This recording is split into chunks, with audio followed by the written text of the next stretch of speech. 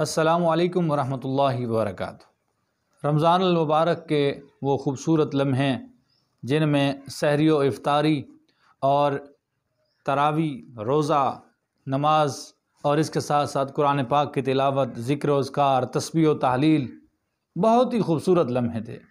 اللہ کی رحمت کی بارشیں برس رہی تھیں اور اب یہ مبارک مہینہ آہستہ آہستہ ہم سے رخصت ہو رہا ہے، اور عید کے حوالے سے یہی کہا جا رہا ہے کہ ہفتہ کو عید ہوگی۔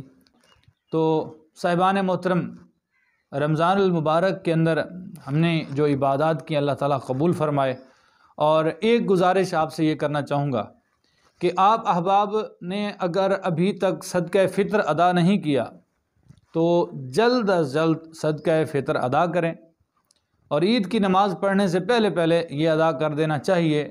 لیکن یہ نہیں ہے کہ عید کی نماز تک تاخیر کرنی چاہیے، ایسا نہیں ہے، تاخیر نہیں کرنی چاہیے، بلکہ ہمیں یہ رمضان المبارک کے اندر ہی ادا کر دینا چاہیے، غریبوں مستحق لوگوں تک پہنچا دینا چاہیے تاکہ وہ بھی عید کی خوشیوں میں شامل ہو سکیں، اور اس کا بڑا اجر و ثواب ہے۔